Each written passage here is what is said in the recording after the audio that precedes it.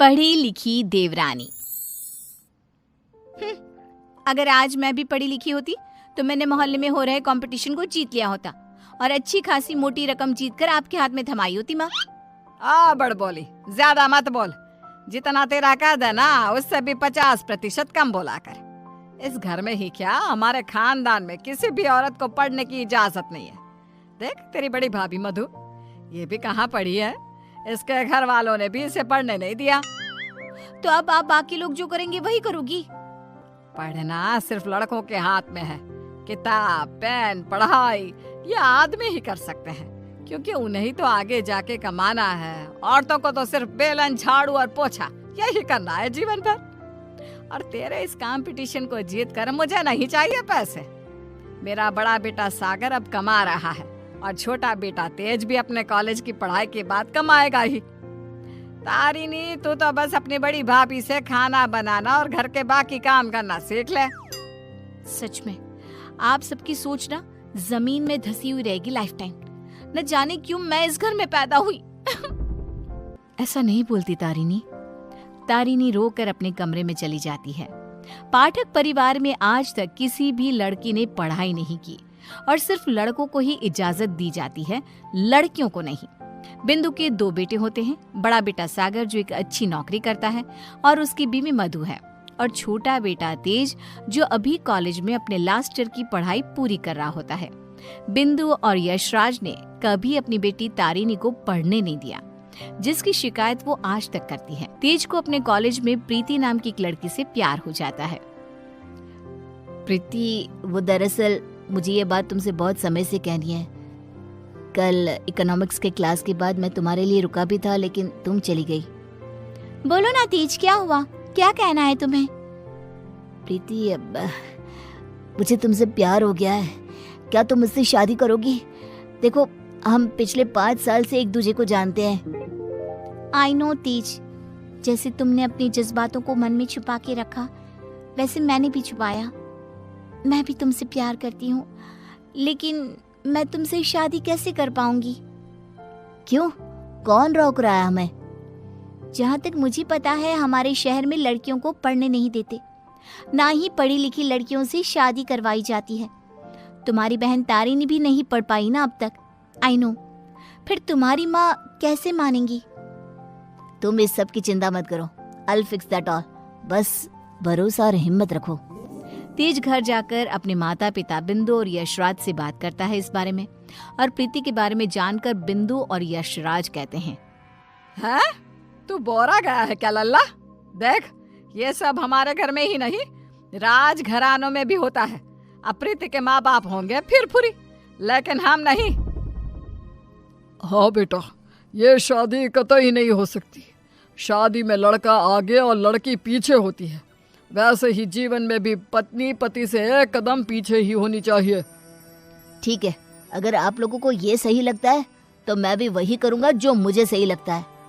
अब आप सब मेरा मरा हुआ मुंह ही देखोगे। गंगाजल तैयार रखिएगा। हाय हाय लल्ला, ये तू क्या बोले जा रहा है? पागल हो गया है क्या?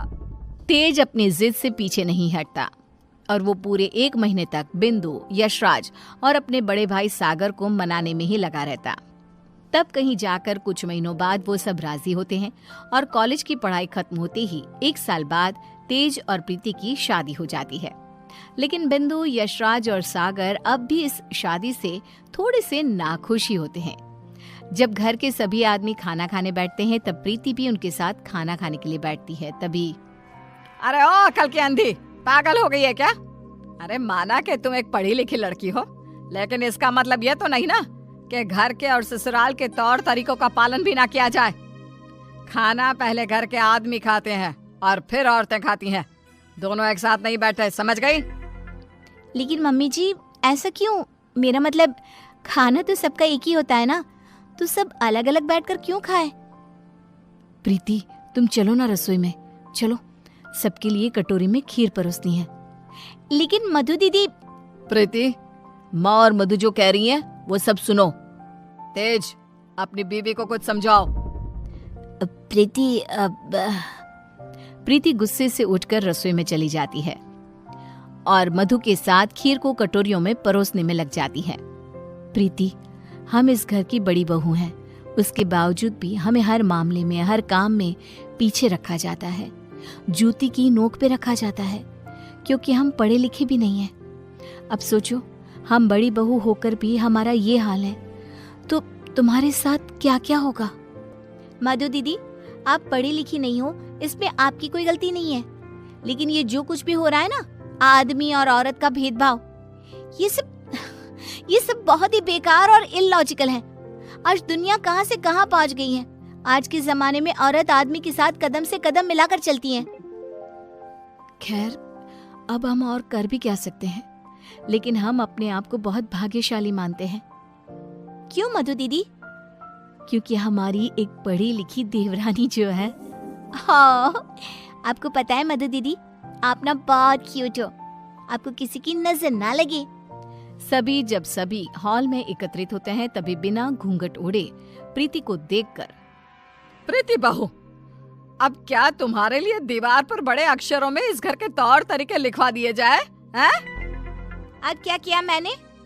आप हमेशा राशन पानी लेकर क्यों चढ़ जाती हो मुझ पर mummy ji? I just don't understand. Preeti बहू, आज तुम बगैर घूंघट के दिख गई हो। आइंदा से अगर ऐसा बिना घूंघट के दिखी ना, तो मुझसे बुरा कोई नहीं होगा। मधु बहू को देखो, सोते समय भी घूंघट ओढ़े ही सोती है, नींद में भी ये हमारे आदेशों का पालन करती है। और हाँ, एक और बात कान खोल कर सुन लो, आइंदा से बड़ों से और अपने इर्द गिर्द के आदमियों से इतनी बदतमीजी से बात नहीं करना, और इस घर की 4 दीवारों में सिर्फ और सिर्फ सरल हिंदी भाषा का ही प्रयोग होगा। अंग्रेजी भाषा नहीं गूंजनी चाहिए। तेज, अपनी धर्म पत्नी को समझा कर रख। प्रीति निराश हो जाती है और अपने कमरे में चली जाती है। रात में वो तेज से कहती है, तेज, ये सब क्या हो रहा है? तुम्हारे घर वाले इतने पागल कैसे हो सकते हैं? अगर मुझे ये अंदर की बातें पता होती ना, तो मैं कभी तुमसे शादी नहीं करती। I married you just because तुमने कहा कि तुम्हारे घर वालों को मुझसे कोई ऑब्जेक्शन नहीं है। हाँ, तो वही हुआ ना, वो कुछ बोले क्या तुम्हारी पढ़ाई लिखाई पर? अब बाकी कुछ रूल्स रेगुलेशंस है घर की लड़कियों और बहुओं के लिए, अब उन्हें तो फॉलो करना ही होगा ना। आई नो वो थोड़े बहुत गलत है, लेकिन अब हम और कर भी क्या सकते हैं। एक दिन जब यशराज दूध वाले का हिसाब कर रहा होता है, तभी ये 3 हफ्ते जुलाई महीने के और 2 हफ्ते अगस्त के, तो कुल मिलाकर पूरे हुए। अरे बिंदु, जरा हमारे ड्रॉअर में से कैलकुलेटर तो लेकर आना। जी अभी लाती हूँ। बिंदु कैलकुलेटर लाती है और तभी प्रीति भी वहाँ आती है और यशराज को हिसाब करते देखती है। ओफो, ये कैलकुलेटर चल क्यों नहीं रहा? अब मैं हिसाब कैसे करूंगा? 5 हफ्तों का हिसाब मिलाया जाए तो बनते हैं 680 रुपए, क्योंकि हमने 3 रविवार और 4 मंगलवार को दूध नहीं लिया था रघु भैया से, तो उस हिसाब से यही हिसाब बनता है। मैंने अपने माइंड में ही 1 मिनट में कैलकुलेट कर दिया है। प्रीति बहू, तुझे 1000 बार कहा है ना, रसोई में ही रहा कर। अरे आदमियों के काम में क्यों हर बार अपनी टांग अड़ाने आ जाती है? आइंदा से ये हिसाब किताब वाले काम में तू बिल्कुल भी ध्यान नहीं देगी। चल दफा हो यहाँ से अब। न जाने कौन सी घड़ी थी वो जब तेज को इससे प्यार हुआ। बेवकूफ है हमारा बेटा। इस तरह फिर से प्रीति को चुप कराकर रसोई में भेज दिया जाता है। कुछ दिनों बाद प्रीति जब बाजार से घर लौटती है, तब वो घर पर सबको मधु पर चिल्लाते हुए देखती है और मधु बेचारी फूट फूट कर रोई जा रही थी। सब तुम्हारी गलती है, तुम्हारी वजह से ही मैं बाप नहीं बन सकता कभी। पता नहीं क्यों आई तुम मेरी जिंदगी में, पनौती हो तुम, पनौती। लेकिन सागर जी, डॉक्टर साहब ने कहा है कि आपके अंदर कुछ मेडिकल इश्यूज है, जिसकी वजह से आप कभी बाप नहीं बन पाएंगे। अब इसमें हमारी क्या गलती है? ओए मधु, ज्यादा ऊंची आवाज से बात मत कर। वही तो। प्रीति से अपना गुस्सा कंट्रोल नहीं किया जाता और वो तुरंत अंदर आकर चिल्लाती है, बस, आप सबको ये क्या हो गया है? जब डॉक्टर ने कहा है कि कमी सागर भैया में है, तो मधु दीदी को क्यों सुनाना? वो क्यों सहे? सारे ताने, सारी डांट, सारी गलती मधु दीदी की कैसे हो गई? मास्टरनी, तो चुप ही रहा कर। वो कहते हैं ना, एक गंदी मछली पूरे तालाब को और बाकी मछलियों को खराब कर देती है। तू ना वैसी ही है। तेरी वजह से ही ये मधु बहू भी उल्टा बोलना सीख गई है। नहीं माँ, ये सरासर गलत है। गलती सागर भाई की है। नहीं, मधु में ही कोई दोष है। हमारे बेटे सागर में कोई दोष हो ही नहीं सकता। ये मनहूस मधु कुंडली मारकर बैठ गई है हमारे सागर के जीवन में। मधु दीदी, ये आपके हाथ पाँव पर निशान कैसे? बोलिए। सागर जी ने हमें बहुत मारा प्रीति, हमें बचाओ इन सब से, ये सब बहुत बुरे हैं। मधु प्रीति के गले से लिपटकर रोए जा रही थी।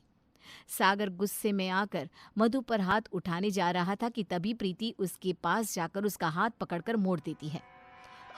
मेरा हाथ! एक आदमी अगर गुस्से में शैतान बन जाए तो एक औरत क्रोध में काली का रूप धारण कर लेती है। समझ गए सागर भैया? और आप सब, अरे एक बार ध्यान से सोचिए, दिल से सोचिए ना। अगर ऊपर वाले ने आदमी और औरत को साथ में बनाया है तो हम क्यों फर्क करें? क्यों औरतें आदमियों से पीछे रहे? दोनों साथ में कदम से कदम मिलाकर चल सकते हैं ना। साथ में काम करके अपना घर, अपनी गृहस्थी चला सकते हैं ना। गलती सोच की है। अगर सोच बदलोगे तो ही बदलाव आएगा, वरना जमीन में ही धंस के रह जाओगे। उतने में तेज अपने साथ पुलिस अफसर्स को लेकर आता है। सागर भाई, आप मेरे बड़े भाई हो, लेकिन आज जो मुझे आपके बारे में पता चला, कैसे आप मधु भाभी को मारते हो, उन पर अत्याचार करते हो, इसके बाद से आप मेरे कोई नहीं। मेरे लिए आप ना के बराबर हो गए हो। इंस्पेक्टर साहब, गिरफ्तार कर लीजिए इन्हें। पुलिस सागर को डोमेस्टिक वायलेंस के केस में गिरफ्तार कर लेती है और उसे लेकर जाती है। माँ, पापा, प्रीति और मैंने फैसला कर लिया है कि हम अब इस घर में और नहीं रहेंगे और अकेले किसी शहर में जाकर रहेंगे। मधु दीदी और तारिनी भी हमारे साथ चल सकती हैं। इस तरह तेज और प्रीति वहां से चले जाते हैं और मुंबई शहर आकर तारिनी और मधु दोनों भी पढ़ने जाती हैं और सभी अपना जीवन खुशी से बिताते हैं। वहीं बिंदु और यशराज, जिन्हें तेज हर महीने पैसे और खत भेजता है, वो दोनों अपने बच्चों की याद में रोते रहते हैं और उनके खतों को ही पढ़ते रह जाते हैं।